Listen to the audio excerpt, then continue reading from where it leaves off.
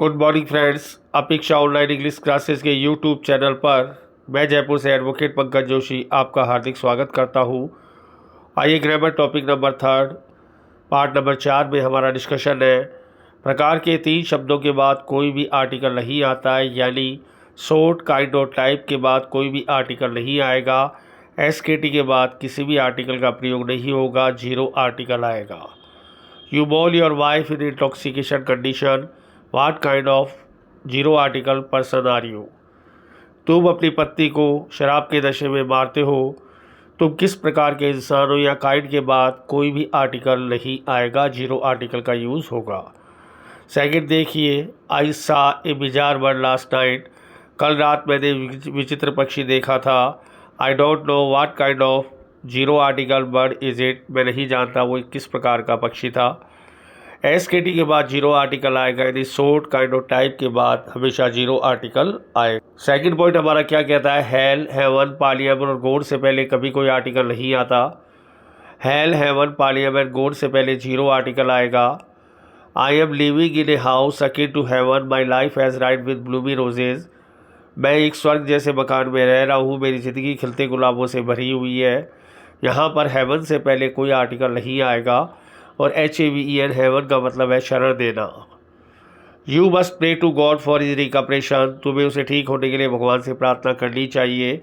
इस प्रकार hell, heaven, parliament और गॉड से पहले कोई आर्टिकल नहीं। Next rule is very very important rule.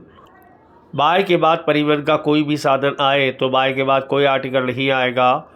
I will come to Jaipur by aeroplane to attend a significant meeting, एक महत्वपूर्ण मीटिंग में भाग लेने के लिए मैं हवाई जहाज से जयपुर आऊँगा, तो यहाँ पर एरोप्लेन से पहले एन नहीं आएगा क्योंकि बाय लगा रखा है आगे।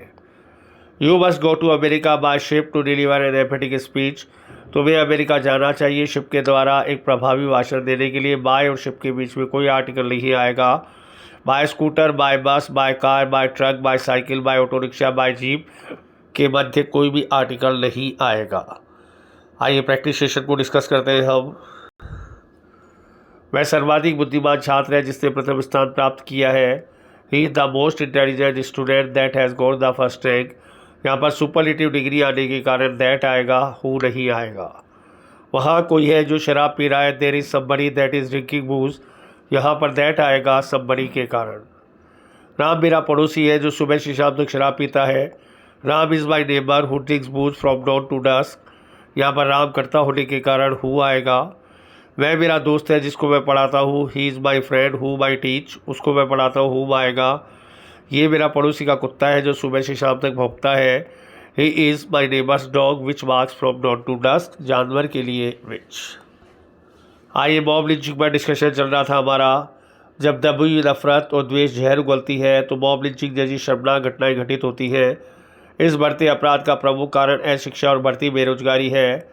दबी नफरत, पेट हेट, द्वेष, मैलिश, जहर उगलना, स्प्यू वैनम, शर्मनाक घटनाएं, शेमफुल इंसिडेंट, बढ़ते अपराध, सॉरी क्राइम्स, प्रमुख कारण रूडिमेंट्री रीजन, अशिक्षा, इलिटरेसी, बढ़ती बेरोजगारी, sorry unemployment. When pent-up hate or malice spew venom, then shameful act like mob lynching is happened. Illiteracy and sorry unemployment are rudimentary reason of this mushrooming crime. एक शिक्षित व्यक्ति और इस पागलपन का 36 का आंकड़ा होता है। हमारे देश में अल्पसंख्यक और बहुसंख्यकों के बीच एक गहरी खाई है, इसको पाटना एक असंभव कार्य है। शिक्षित व्यक्ति, लिटरेट पर्सन, पागलपन, मैडनेस, 36 का आंकड़ा, पूर्ण सपा डिस्टेंस, अल्पसंख्यक माइनॉरिटीज़, बहुसंख्यक मेजोरिटीज़, गहरी खाई डीप ब्रिज, पाटना ब्रिज, मुश्किल कार्य, अपहिल टास्क और difficult task. A literate person and this madness have poles apart distance. There is deep bridge between minorities and majorities. To bridge it is an uphill task, a difficult task. Thank you very much.